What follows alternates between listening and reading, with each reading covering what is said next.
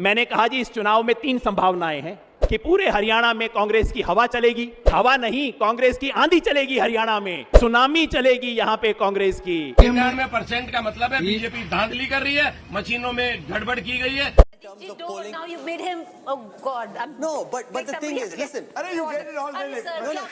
Here, Pradeep, come on.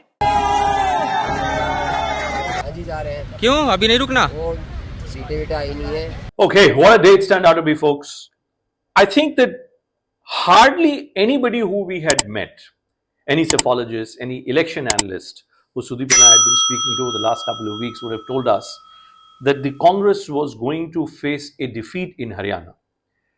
Most people were of the view that this was an election which was settled, it was done and dusted. The question is, why was that view getting constantly accentuated? Largely because of positions which were being taken by exit pollsters. So Sudeep, first and foremost, tell me, what is it about this exit polling business in India? We saw in 2024, all exit polls in one direction. Now we're seeing immediately after the Lok Sabha, Haryana Assembly elections, all exit polls in one direction.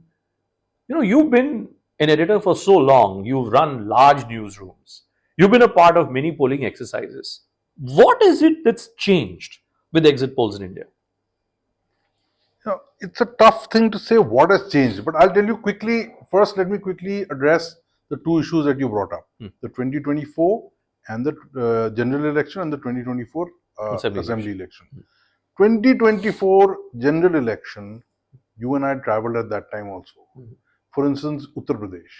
There was very clear sense in Uttar Pradesh you were getting that it is not what people are saying is going to happen.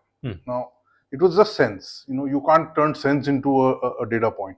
You can only say this is what I feel, because the elections is as much chemistry and understanding as much as numbers. In 2024, every poll overestimated the numbers the BJP and the India would get and underestimated the number that the opposition would get.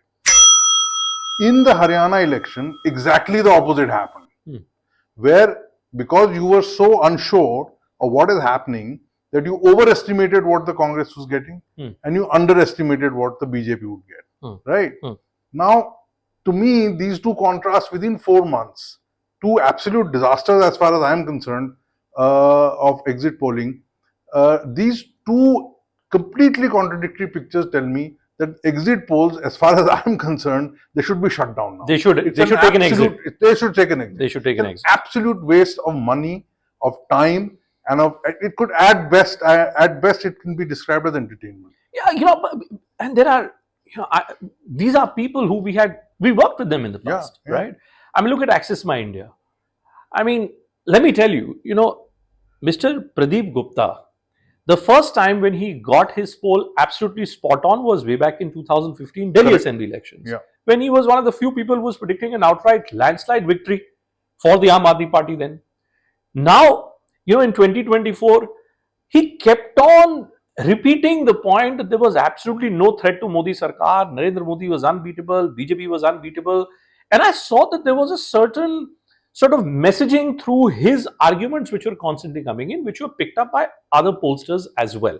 Since, you know, I must give Mr. Gupta his credit that his track record was exemplary. Something seems to have changed in 2024. Is it as, you know, you and I have often spotted, when you go to Banaras, you go to Gorakhpur, you go to parts of UP and Bihar in particular, maybe people are not being that forthright when it comes to expressing their desires. But that's where the randomness of a sample size comes into play. Why don't you tell us, Sudeep, in your understanding, what's the cost of a sample? When you do a survey, how much does one sample, one really randomized sample actually cost you? So I'll tell you, you know, when we were in Network 18 previously, we had worked with Ipsos. Ipsos is an international polling agency. Ipsos had a very high cost to its per sample polling. Then we've also spoken to smaller agencies. It is anything between 150 to 500 rupees. Right? How can this be so wide? Because, you know, I'll tell you, there is a reason for that. 150 will be, I will ask 10 questions. 500 will be, I will ask 10 questions, but I will ask them over several categories of people. So it all depends, it's basically, it's like going to a supermarket. Do you want to buy tomato from the mandi or do you want to buy tomato which is organic? Just right? imagine, folks. Now, exit poll ko humne tomato, aloo tomato mein convert No, it is like that. I mean, the cost is very, very high. If you want a proper poll, if the voting, if 500 million people are voting, right? 500 million people are voting, right? Potentially, you would want at least 1 lakh or 2 lakh samples. Now, 2 lakh into 500 is how much? 10 crore rupees, right? Who's going to spend that money? Who's going to spend 10 crore I don't rupees? think any media entity in this country can spend that kind of money. But but just for a moment, if I was to try and defend the pollsters, I'm looking at some of the results in Haryana. Let's say, for instance, Panchkula, right? The Congress candidate here has won over the BJP candidate by a total of 1,997 votes. You look at Uchakala, where Brender Singh has lost by a paltry margin of 32 votes.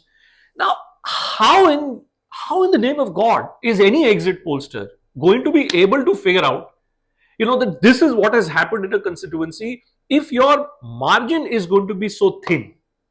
So I'll tell you, I'll make a statement which might sound explosive. I think one of the reasons why exit polls are constantly failing and consistently failing is because of the political mastery of the BJP. Now you will say, how is the political mastery of the BJP going to affect polling? I'll tell you how.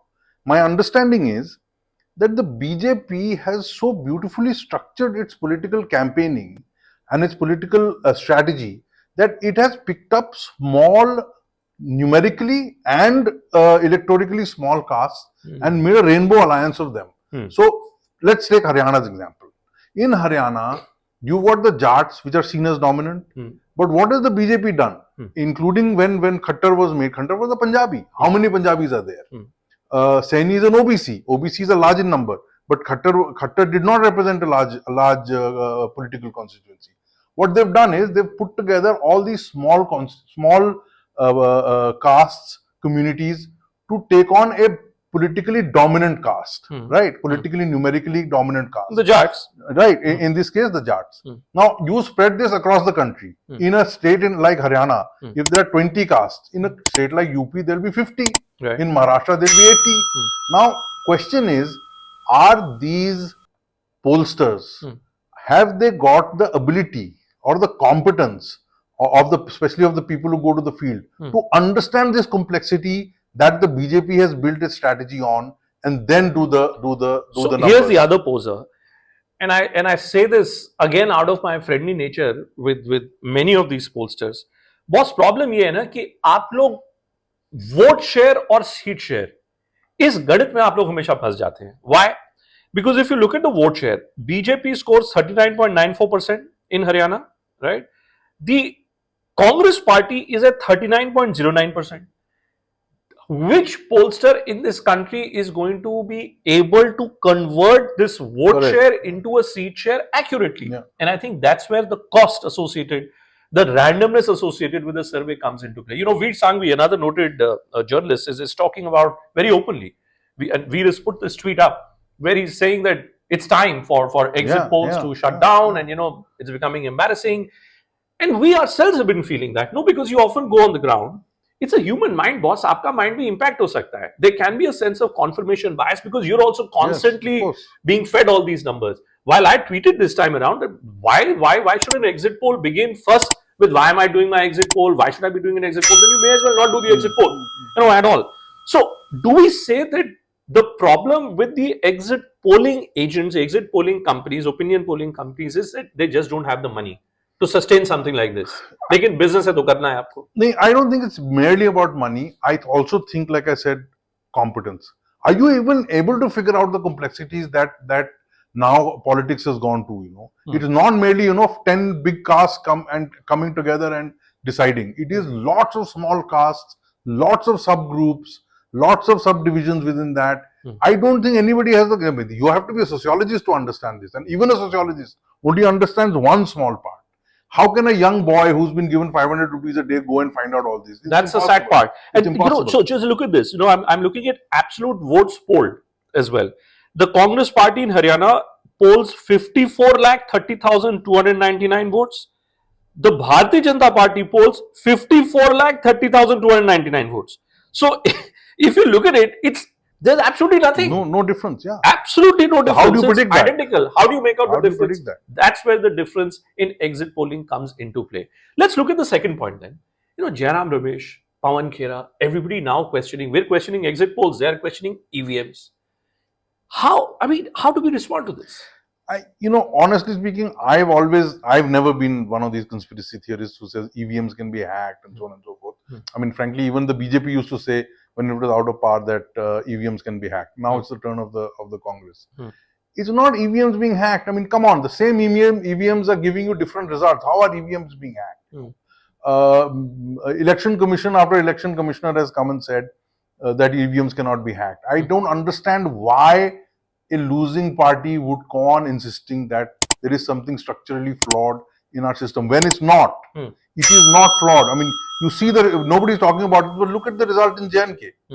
I would think that it is a far bigger prestige battle for the BJP to win J&K than Haryana. नहीं, इसका क्या मतलब है? सुदीप बताइए कि I just saw some Congress leaders, tweeting. I think Pawan Khera has mentioned this point in his press conference also, where he's talking about batteries, the charge nature of a battery of an EVM.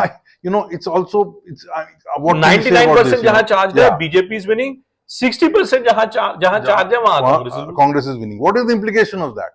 When my phone has 60% charge, means I've been using it. Your phone has 90% charge, means you haven't been using it, right? It implies, what they're trying to imply in my understanding is that that EVMs are being brought from outside, which are 90% charge, which basically means they weren't being used to count.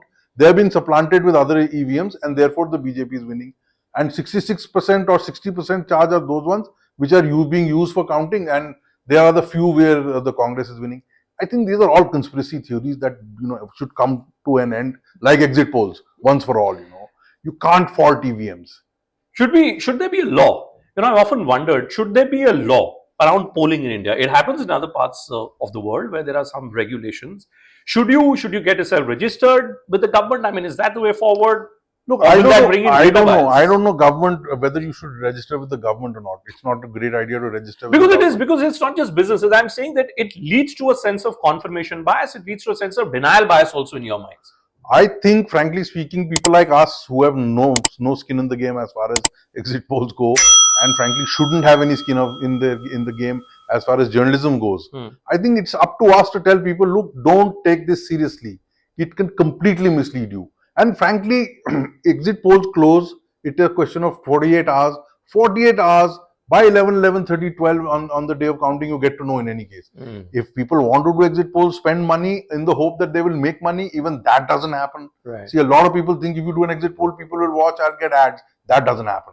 No company wants to advertise on political time. So it's a losing game for all of us. I don't know why it happens. Okay, let's hope that by the time we come to the next round of assembly elections, which will be the national capital territory of Delhi sometime at the beginning of next year, and Maharashtra. Before that, let's just hope that this menace of exit polls is somehow set to rest. We don't need these exit polls, folks. We can live without them. Voter है, voter सब जानता है, voter बहुत smart है. Let the voter make up his or her own mind. Exit polls really need to come to an end at this stage.